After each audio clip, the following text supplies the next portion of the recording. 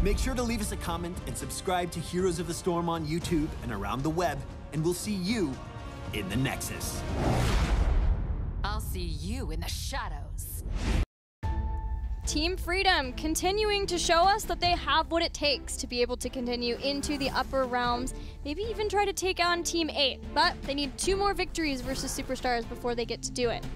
We know that we're going to be going to Tomb of the Spider Queen. Not sure yet whose pick that was, but I'm gonna guess Freedom. Superstars probably picking Battleground, or first pick, unless they have some cheese strats. Anything come to mind for Tomb, Cawthon? I feel like one stands out, right? The Cho'Gall, like the first time they busted it out was on Tomb. Well, there's that. Wait, wasn't it Braxis? I don't think so. Well, in HGC specifically, Oh, yeah, I view like this core group of players. Oh, okay. Sorry, Cawthon, go ahead. Yeah, I mean, they might reach into there already down 1-0. I think it'd be smart to put it all on the line here. I don't think you should be holding anything back when you're down 1-0 in a series. A team that's been pretty solid today. Freedom has just not been making mistakes and capitalizing on the opponents all day. Even showing us a little bit of the new with their Medivh. That was the first time we had seen it in HGC for Freedom. It had mixed results, I would say, on the Medivh. We had a lot of highlights, and, you know, there were a couple lowlights there, specifically the leyline seal up on bottom. But it worked, especially for a first-time performance and such a difficult hero. It's rare, you know, to kind of have that solid opening performance that Dansky was able to provide. Well, again, Team Freedom has chosen Tomb. This, I think, gives us a little bit of insight into how Superstars are feeling after that last loss. They're not feeling like they need to pick a Battleground for a certain specific cheese composition, at least maybe yet. So even though they've got the one loss staying stable so far in their mindset. What are you thinking about Superstars or Team Freedom on Tomb? Does anything immediately jump out to you as potential picks, strong picks for either side? We mentioned the last time we were on Tomb that Chromie was highly contested in EU, and if we would see that carry over to NA, and I think it's very likely that we see that with Faye, as she's always loved playing Chromie, and on this Battleground, it's a very strong pick. I think the Gray main ban only leads towards that even more, removing one of the dominant DPSs in the game. I don't think it'll be as high as that first pick, though. More of a 2-3 slot, most likely. Yeah, I wouldn't expect to see a first pick Chromie here. That's something that probably only going to see on silly maps like Braxis. The Gul'dan pick up a lot of wave clear here for Superstars. Yeah, that was a focus last time we saw Superstars play Tomb of the Spider Queen, is highly wave clear focused battleground or composition with Gul'dan and Johanna. Even Rhaegar picked up too. Team Freedom, we had Tomb earlier on and a very early Nazeebo. And Greymane too, but obviously not as possible. I don't know. Do you think they're going to do that again? Just continue on? Curious to see how early they commit to the Nazeebo. Yeah. I'm pretty sure they want to play it. Yeah. I feel like if they 1-2 it here, Superstars has a lot of options in order to punish it. There it is. Yeah. I would really like to see a Leoric here from Superstars. Press the advantage of that early wave clear, that early power, get those turn-ins start snowballing. Yeah, anytime I see, like, because what we saw with the Nazeebo and the late game factor of Freedom and what they were able to do, one thing is that we have to consider is Gul'dan is so much better at dealing with the lack of early game that Nazeebo has. Nazeebo doesn't have necessarily the best early game team fight, but he definitely can be out wave cleared, out pressured through those early stages. And I think it's a nice step to make sure Nazeebo doesn't hit that huge power spike with an advantage of any kind for Superstars. It's just what else they want to synergize it with. As you said, they do concentrate a lot of the wave clear for this map. Is there anything...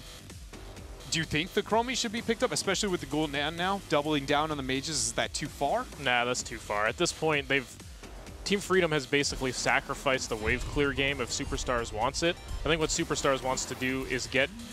Ooh, some Genji up in here. Yes, finally, Goku Genji. I was going to say they probably want to commit to some early game strength and some siege power since they've already got amazing wave clear at this point. I wondered if, along with Johanna, Superstars might pick Ragnaros again. They did it last time they were on Tomb, and it's also a pick that Freedom likes on this Battleground too. It was one that they picked a lot on many different Battlegrounds in Part 1, but have sort of pulled that back with his changes. So that's still a possibility if Freedom want to try to use that to make sure they don't take too much damage until they can late game spike with Nazebo. We've got the Genji. We do. I wonder, is it a support, maybe a ban here for Team Freedom to try to make sure that Genji doesn't have that kind of strong support like an Uther? It could be. I'm going to be honest. I don't know what Genji on Tomb provides and what synergies well enough other than just raw dive to know if something's better than the Uther there. Yeah. Uther is a smart ban. Genji is not quite as effective due to the size of the map early on in terms of ganking, but if you're invulnerable with the Dragon Blade out, you're going to be wrecking. Exactly. But when you remove the Dragon Blade, is there anything else when it comes to Genji on Tomb that stands out as a fear? I mean, Tyrael a little bit here, but outside of just those, there's probably... we did see Genji played very effectively earlier in the EU games. He was used as a very aggressive scouter. He was able to constantly shuriken the bushes and just be basically safe from being counter-engaged and ganked on. He provided a lot of map vision throughout the course of the game without needing the tank to constantly be there. But the Ragnaros ban, as you were talking about, Superstars don't want Freedom to have that one for themselves. It removes a solo option for Freedom. So what do you want then for Freedom in the next rotation? They obviously need still a bit of frontline. They forfeited a lot of the wave clear off the Johanna and the Gul'dan. So where do they make up for it, Kyle? Well, I want to see Leo from them here. I was looking for Superstars to pick them up, but they went for Joe. So, I mean, that makes sense. I think that Leo should be a pickup for Freedom. I mean, they really need to get that wave clear and have someone who doesn't care that much about the pressure that Gul'dan and Genji are going to put on him early game. That would be awesome. That doesn't strike me as an Insomnia pick. Ooh, Tyrael once again. So whether that's denying away, again, the invulnerability from Genji. That's a good call, because Tyrael doesn't necessarily synergize all too well with their own heroes, but like we said, the Dragon Blade, invulnerable, that is tough to deal with. Well, what it also does, it's a bit of the Zeratul conundrum, kind of to a certain extent. It's not the same. It's Tyrael accents Genji, but Tyrael also stops Genji in the same sense that, like, you know, we know the Zeratul kind of not necessarily work that well together, but it's that pseudo matching, because you can't Dragon Blade into a, you know, Sanctification. You're just going to be whiffing left and right and then be regretting that you're diving the backline in the first place. Maybe that will even force an X strike instead from Goku. It could. It could. Two final picks. There is it very likely that it's Sanctification for Tyrael, or is there any possibility that if Superstars takes a non-cleanse support, Judgment's also an option? I think it's totally possible. It's a risk, but it's possible. Depends on the support that's taken here. Okay, cleanse taken. Okay, so Freedom really needs some wave clear here. Like, very, very badly. You mentioned that their players don't tend to gravitate towards Leo. What do you expect from them then, if not Leo here, when they so desperately need a wave clear and probably a second tank? Well, that Tyrael could be either Insomnia's hero or Zugrugs, usually played by Insomnia, but it's not out of the realm. If that's the case, if Zugrug can play that and feel comfortable on it, then what are we looking at for Insomnia? Like a Thrall? I mean, it would have to be something weird. They've played some Arthas too. What about Arthas? Yeah, the Arthas could work. Yeah, it makes a lot more sense, and it's a not as clean response to Genji as maybe Arthas is to the Illidan, but it works a bit in that same dynamic. It works well with the Tyrael. I like... Wow, I did not expect that one. He's back. This is really interesting. They've committed to a comp that is extremely light on wave clear, but they also don't have the kind of aggression you would typically expect. Yeah. With a Diablo, with that Falstad, Nazebo, both of those heroes want to scale into late game. The one thing I would say I kind of like about it is you have the classic Diablo combo, and why not plop a zombie wall down? It's basically like the Tyrande follow-up without the damage amp, but it does have some power in the early game. Dread, what are your thoughts on the drafts? I feel like the Diablo was, again, way too sacrificing into the wave clear department. I feel like Superstars is going to be wave clear, things are looking good for a small moment. One team fight happens, the team fight power of Team Freedom hits, and suddenly the game doesn't matter anymore. Freedom just wins team fight after fight. I do think that, again, the Diablo was way risky, especially because I think laning is now that much harder. It's just, if Freedom doesn't fall like a level and a half behind pre-13 just from the wave clearing control that Superstars has, I do think they're a better team, and I think they're the better team fight composition. Yeah, Diablo has so many different walls and areas where he can get a lot done with Devastating's charge. So once Diablo gets to 13, then all of a sudden, if there's any issue with damage, then at that point, Nazebo's starting to come in with his damage. They've got Falstad 2, we've got a Twilight Dream 2, and they have a real possibility of obliterating Superstars' composition. What do Superstars then need to do? What do you think they need to do in this game? Well, their Genji has to be sure not to be over-aggressive. The whole reason Superstars picked Diablo there is they consider Genji more of a threat than their lack of wave clear. And so they're definitely going to be looking to punish the Genji for over-aggressive positioning. We're ready to see how this game works. The first Superstars Genji. I am so pumped for this game. See you there.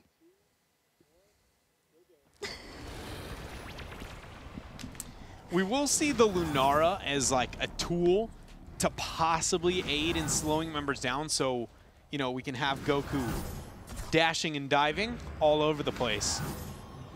I just wonder if it's going to be okay into these team fights. Like, I get the theory behind it, much like Lunara on top of the Illidan. It's just I am afraid of the Genji pick for Superstars. I feel like Freedom put a lot once they went and committed to the Diablo. But the Genji pickup here for Superstars hasn't kind of sealed the deal. They're baiting. They're actually minion blocking, but they're baiting by displaying Zugrak. We've talked about late game damage for Freedom, but looking at Gul'dan and Lunara, there's a lot of damage there too. And especially for Genji to be able to clean up afterward. I feel like Genji's level 20 damage is really underestimated. If you go into Shuriken build and you take Pierce, it's actually insane. We haven't seen that, though. It's always been the dragon becomes me. Even then, okay, so I think it goes down to one of two things. Do I have Ethereal or do I have a Divine Shield? And if I have those things, I would go for any focus into my Dragon Blade whatsoever. But when it comes to, I'm holding my own, I'm doing my own thing, the Shuriken, if you've moved into Shuriken build, it just provides a lot of damage output. It's a really nice poke. Perfectly timed Iron Skin coming out there. Yeah, it does feel to me like Superstars composition is all about, once they're in the late game, making health bars so low that Goku can get reset upon reset later on and just dash through the team fight. So maybe we're underestimating the team fight potential and capabilities for Superstars. I was going to say that if Team Freedom didn't build the Tyrael specifically, or I guess the False has a bit of a problem too, but one thing I'm waiting to hit North America is going to be the hyper-aggression Genji, rather than he's just, an melee assassin we play here and there, to like, here is the just, we all in, we never stop, like Leap, Judgment, things of those sort. Faye caught out rotating on the mid, but they're, ooh, I thought the support would not make it there. I thought it was just out of range. Freedom gave up on what could have possibly been a kill, but I actually respect what Freedom just did. They're way more worried about the minions. It's actually really funny, again, in the early game, because how unimpactful kills are with experience and death timers itself. If a kill isn't efficient, it's not worth your time. And I think that was the right level of like, oh, this isn't for free, worry about the minions. Yeah, it was almost like they counted 1, 2, 3, turn around, we've got to get the minions. Always how you should do it. A wave of minions gives so much experience, and a lot of the times when you get those picks, it's about making sure that somebody from the opposing team can't get the soak of the same nature. So for this, Team Freedom showing their restraint again. It is how they've been able to get to where they are so far. A big reason why they've been able to get to this point in playoffs. The wave clear Superstars, because of that giant camp up on bottom, it's done nothing. This 4-man that I was so afraid of, and the commitment of rotations, even with Genji, he doesn't provide anything to it. It's just the fact that, you've got a Gul'dan, you've got a Johanna alone, and a Rhaegar on top of it. But they aren't really dominating the rotations. They aren't manipulating the map very well. I know it's only 3 minutes in, but this is the stuff that we need to see out of Superstars if they're going to be able to take out Freedom. We watched the last game, and it's these kind of limbo moments that seem to be punishing them. They are focused very heavily on mercenary camps here, which is strange to see on Tomb. So early getting your bruisers here and getting the Giants right away in the bottom. It used to be, like, on initial map release, a go-to strategy for, like, that's how you got to turn in, right? You backed out, you took your Knights, and when they wipe on Knights, you're like, oh, this is it. This is our moment of freedom. People quickly learned. was really easy to stop and not something that continued. But it has been really interesting to see that, especially because they have wave clear. Like, if that was Freedom doing it, I get it. You know, you don't want to be out in the waves on your own. You're not feeling the poke and the pressure of Lunara and Gul'dan, but Superstars volunteering out of it. That's the question. Is the thought that if we can drain ammo, if we can apply pressure with the mercenary camps now, Yeah. then get our turn-in, it makes our turn-in far more meaningful. Is that a possibility that that's their thought there? It's one of those things that it is a possibility, right? It just comes down to nice pickup on bottom. That's 15 gems down. Kona uses his Feral Lunge to dive in. He gets it, so the gems were saved, but Lunara was not. It's just one of those things that it's, you know, is it healthy to rely on that? Nice interrupt. Goku has no disengage whatsoever. I thought his passive wasn't even down. It didn't matter. Jumping over the wall. And he gets picked off by the Tyrael rotation. 41 gems turned in. Nasmus tipping the scales. First Web Weavers going over here to Team Freedom. And whatever early damage was done with those mercenary camps now is going to be negated because Team Freedom can get some done with their Web Weavers. How much, though, that's the question. They have Falstad sitting down in the bottom lane, again versus Hosty. They're making their siege in mid, but still making sure to be able to soak all of the lanes, be able to still pick up all of the gems that come from the Web Weaver push. Freedom here. Front wall already taken before the Web Weaver shows up. That's convenient. Nice pickup on bottom there for Goku. It's going to help deter all the Web Weavers, really. That's going to be a rotational advantage through mid as well. So a nice breath of fresh air for your Superstars after that pick. But it's pretty bad for Freedom. The fact that they wasted that first turn-in is just because they don't want to lose that early game. They want to bank on being on even footing at that 20 mark. Yeah, because look at the experience. That's 50 gems used, and Superstars are completely tied with Team Freedom in experience. But that was something that happened throughout the last game too, and Team Freedom were still able to make things work. Granted, it was Towers of Doom, so a completely different way of happening. But Superstars will see if they can get their turn in now. They only need a few more gems to do so. They play their cards right, trying to get their heroic abilities too with that push to make it even stronger. A lot of focus on the camps. Yeah. For both teams. Oh, Faye. Not making it out of this one. Faye goes down. 14 gems. Insomnia trying to zone away, but not going to be able to do that to a Johanna. Illusion didn't even mess around. He didn't even drop a root. He was like, yeah, this isn't happening. So with the 14 gems, or with the gems of Faye gone, 10 online. Standard heroics for Freedom. We didn't see the mix-up of the Judgment. Nice delay from Hosey. Now 10 online for Superstars. What do we see? What is the Genji choice? Leaping Strike again, but yeah, my eyes are on Genji. Kona doing his Kona thing, but Ancestral eventually picked. I just feel like X-Strike doesn't have the oomph that they need to lock down a kill into a Sanct comp, but then and with Gust, you know, but Dragon Blade doesn't work into Gust either. It's just everything. The Tyrael, Falstad, Malfurion, and Diablo, all so good anti-melee that I just, you know, both directions I'm not sold. Yeah. Almost so that I just feel like Dragon Blade because I think it's the better heroic objectively. No, it's X-Strike. It at least gives him some more mobility possibilities. Gives it mobility and a bit of survivability. Talking about that, let's see. Leaping Strike in and out. He's going to be fine. Still no Web Weavers. That's what I was thinking. Superstars. They had an entire window to try and make it happen, and this is Freedom either with really absurdly good defense.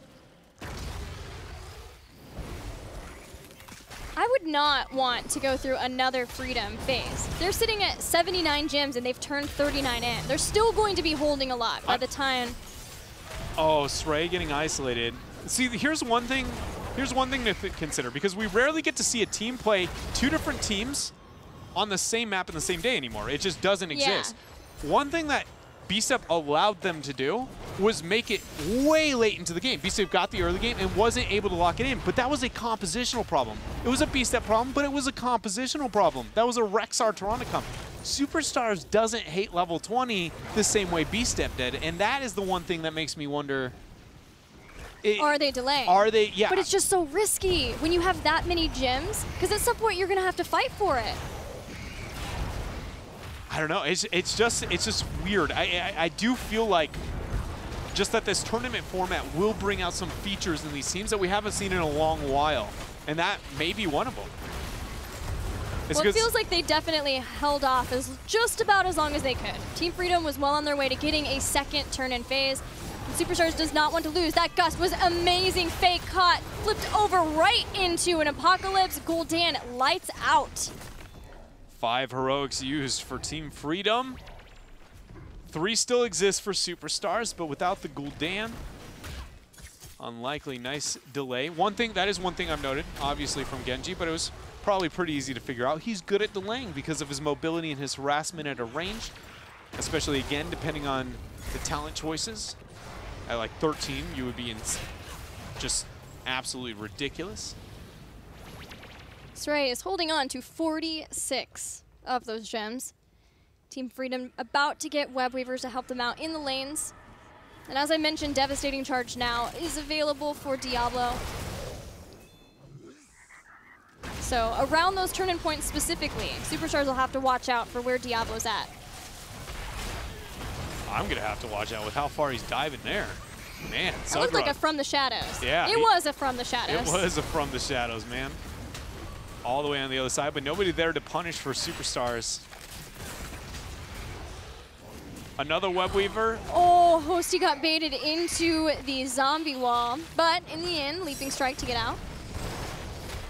So at least Freedom was able to get that pick onto Faye. Oh, nice root onto Hosty. One Moonfire. Yes! Collusion soloed the kill. That was awesome. Oh, I love it. Nice root. Getting that pick for his team. Another staggered death here for Superstars. They got 91 gems still, but Freedom actually is closing in on another turn-in. They were able to take Lunar out just as Gul'dan was about to be back up. That gave them a fort kill too, a full level lead for Freedom. Tomb of the Spider Queen is their oyster right now. Nice damage coming out from Faye, who, I mean, I feel like it should be noted, is uncharacteristically getting caught out this game. That's the 3rd pick on a solo lane. It's just very rare for her, you know, to be out and get caught. She's just not that player. If anybody on this team, it would be Goku, even though he is a huge playmaker, sometimes as that solo laner. Yeah, maybe Hosty too. He plays Falstad. Yeah. It's just, it's rare that I see Faye caught out. Even more rare that I see it in multiple games. Or multiple times in a game, excuse me. Superstars finding themselves in a place they do not like to be, which is behind. They need to try to get a turn-in or a fight, something, before Team Freedom gets 16. If they can't force a fight and they do turn in, then they won't be able to do as much with it because they will be against Team Freedom's level 16. So they would ideally love to get some picks that catch them back up in experience and turn in their gems. They're sitting at 100 once again. Sarai holding on to so many of those too. And it's hard when your primary warrior is the one holding it. There's that devastating charge. Iron Skin and Ancestral Healing immediately to counter. The Ancestral did land and is keeping them into this fight for now. But they're also not threatening anything. It was merely saving, you know, Saray up on that front line. Goku dashed in. X-Strike dropped. And that's about all. Superstars got quite separated in that, especially having Gul'dan and Lunar so far from each other, because then you've only got Rhaegar, right? And you only have Saray to try to keep people off of those two. So they have to reset. We are now experiencing, oh, Goku wants this so bad. All right, I was gonna say, we're now experiencing the same problem we always see. Not always, but we always hate to see, and that is when your warrior has enough gems to get the solo turn-in. Exactly. But thankfully, when Goku getting those gems, in fact, it isn't dependent on Sreya sneaking his own turn-in. I'm actually surprised Goku gave that up. He can still delay 2 versus 1 even. And that's gonna be Web Weavers. Web Weavers and 16 achieved for Team Freedom. 2 forts remain for Superstars. We can expect Team Freedom to try to make quick work of those forts. Ideally top, especially top, so that they can open up the window and for aggression with the boss. Charge goes in, Posty flies back. Leaping strike gets him out of danger. Holy ground attempt to split up the team, but nice mobility from Posty keeps him just out of range. The Web Weavers are now here. Genji's setting his attention towards top and getting rid of that very, very quickly thanks to his 13. His single target damage is ridiculous. All right, Sray gets engaged on, drops the Iron Skin. Holy Ground is still a thing that can be activated. Will he follow up? Is Sray's pinned against the wall? There goes the Ancestral dashing coming in from Goku and the Gust to buy room. Twilight Dream was used in that fight. Superstar is standing strong. Goku wants to see if he can continue in this aggression. Dismount somebody, catch somebody, kill somebody. The 16 here for Superstars. All the Web Weavers about to be cleared out, except that Superstars have been pulled up and that bottom Web Weaver is still alive. I don't know. Yeah, I don't know if anybody considered that before rotating up the boss. Okay, this is the worst. Oh, Superstars, not like this.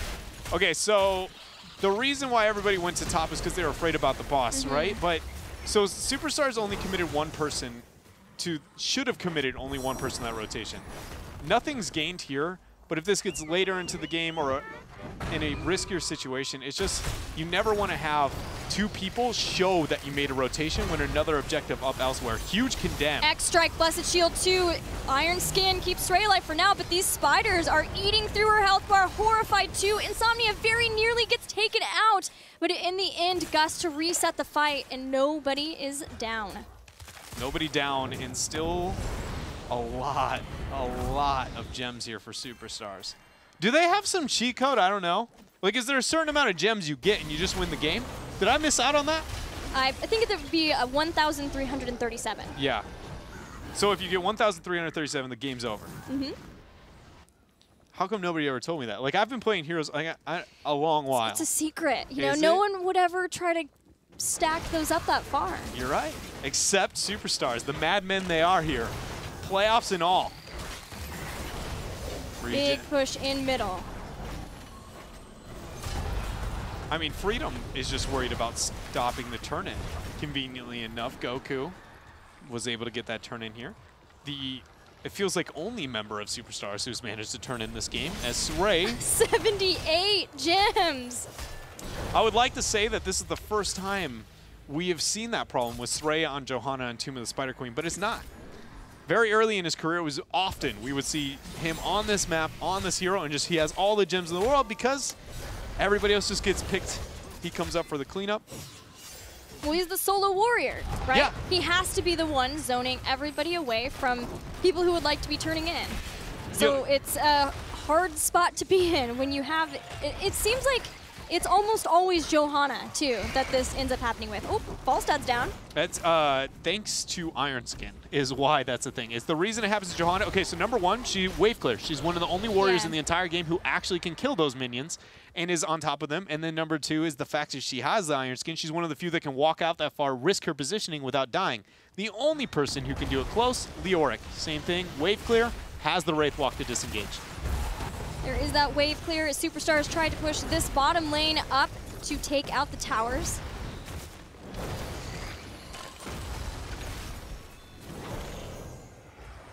Two forts eliminated. Two forts down. Again, Superstars are behind structurally. They're behind with the objective too, but they stay caught up in experience. So they have opportunities, right? They always have opportunities to make something happen. The biggest thing is just going to be, when does it stop? With this Web Weaver phases.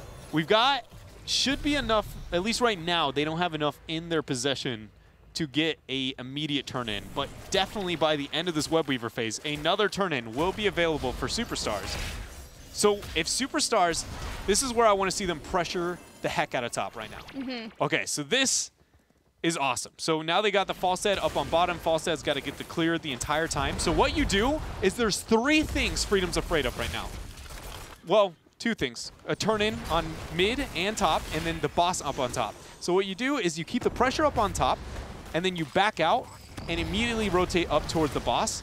And then depending on when that bottom web weaver stands and how long it actually holds, because you're pressuring out on top, you can either sneak for an instant boss if you think it's free. Shouldn't be because they have a global and they have false set material. Not your best choice. You don't turn in on top because that's the closest one they go. You just free turn in through bottom. Thank you. And if they somehow started the boss as a response, you know. Give them the old loop around, you know? It's classic. Classic Tomb of the Spider Queen, you know? Playbook strategy. The ring around the rosy. Yep. See, they're kind of doing it. Yeah, they are setting up. But they aren't giving, you know, the old Shoot-da-whoop. rope-a-dope, you know? Just kind of playing the borders for a bit here. Back against the wall. Hey, look. You did get Sharpened Stars. I did. But it is not Dragon Becomes Me, it was X-Drag. Also, a Demonic Circle, maybe to help if Faye gets caught again now, has the Demonic Circle as that sort of blink away. Channel attempt left and right for Freedom. The Giants pressuring out through bottom. They see the false set now, so what does Superstars do? Goku immediately goes in. Nice root gonna land for collusion. Tell you it's a rare sight to see a Genji in a root. Stray's there, but hasn't used Blessed Shield Flight. yet. Takes a lot of damage. Again, Gust is there. Sanctification, Twilight Dream, Apocalypse, everything. Iacona will not survive, but does long enough to Ancestral Heal Stray. The damage doing a lot between the two damage dealers, and Goku trying to bring down Team Freedom despite losing their support. But I don't think it's going to be enough. Somehow, some way, Team Freedom just barely stays alive, except for Falstad. Whoa, the protection. Goku dashes out the Q on Insomnia. Oh, but they got the damage, but the shield keeps him alive through the reset of Genji. This blink and the heal, that was, what just happened? B-steps. That was so beautiful from both sides. That was awesome. That was so well done. I was just going to compliment Goku on his Genji and all the things he was doing so right there, but it did not stop. Bolts, heals, everything, and it got flashy for a second there. We're going to slow it back down. We're going to turn in some gems. Then we'll try again. Another web weaver phase. Over to Superstars. I feel like I've seen this before with all the keeps up. Nothing was gained last time. With 2 men down and a man down for 5 seconds disadvantage with, you know, false set coming up here. And it's on their opposite side of the map. It's just this web weaver phase is more of a stalling tactic than it is a power play. You still can manipulate them. Holy Ground, Leaping Strike. Team Freedom did an excellent job of not only trying to turn in, but also pushing the waves. So that top and mid were far away from their keeps. Now they just need to get away. They have the 2 frontliners being ahead of everyone else, and Superstars, again, they just have that Johanna to try to get the engage, unless Gul'dan's in the right place for a Horrifying. So the focus here onto the bottom keep. Superstars. They're going to throw the damage out. They have pretty good siege between Lunara and the Gul'dan. Genji post at 20, he's okay. Taking a bit of damage there from Dansky, though. Those spiders do work. Enough gems for a turn in for Freedom. Does Falset have any? No, Falset doesn't have a single gem on him, at least not yet. That top wave now gave him 1. So Falset can get the turn in on his own on top right now.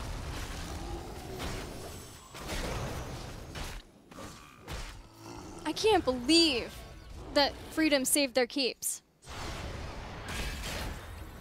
I can't believe it how comfortable these teams are for not forcing a turn-in.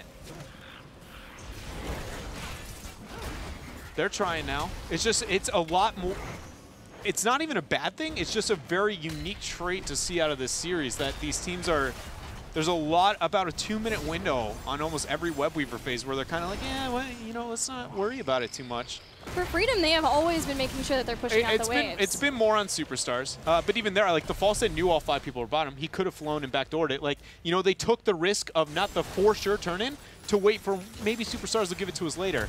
Stray drops the Iron Skin. He's still, I believe, indestructible is back off of cooldown. Genji patiently waiting. Oh man. So he'll clear out the bottom so that they can push, maybe even try to go along with this to force some of Team Freedom back.